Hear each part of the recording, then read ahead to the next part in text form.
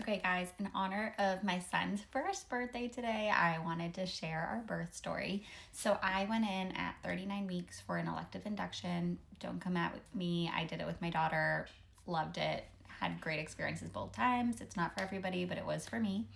And so we went in at 8 a.m. I was checked. I was 2 centimeters dilated. We made the decision together to do a balloon for dilation. She put it in and she said she felt my cervix stretch around the balloon, so she didn't think it would last. So I kind of just sat there. I was up and moving, moved as much as I could. At 11:45, she took out the balloon because she didn't really think it was doing much. We did some Pitocin, and then eventually, when she took the balloon out, we thought my water broke. It splashed, but I don't know. I think it resealed because it wasn't a big gush, and it never really ended up leaking more. So around, I want to say it was like 1:30, we decided to like fully break my water. And so we did that. I was having contractions, I was moving around, I was feeling good. And then once she broke my water, was 1:30, I was in so much pain that I immediately knew after the birth with my daughter that I wanted an epidural. I had an epidural with my first and I loved it. So I said, epidural, please. We started nitrous for pain management in the meantime.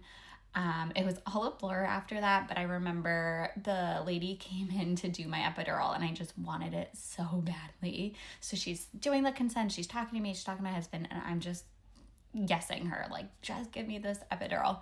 And then she's cleaning my back and I was like, I can't do this. Like, I need to push.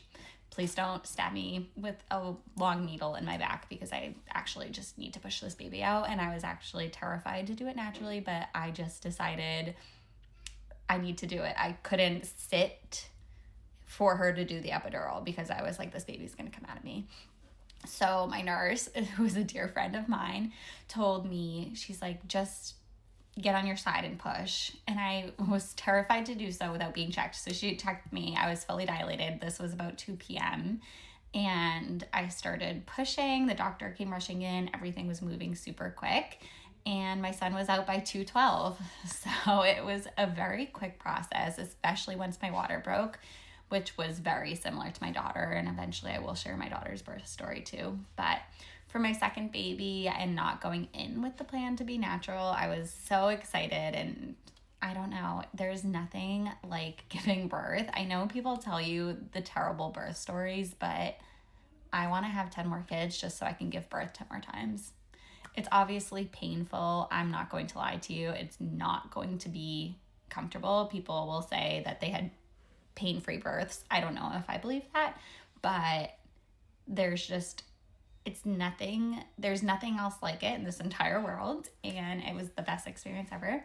So I wanted to share a positive story, a positive induction story, and if you have questions, let me know. But I can't believe it's been 1 year since that day, and I'll share a little bit about my postpartum story too, because that was not as easy.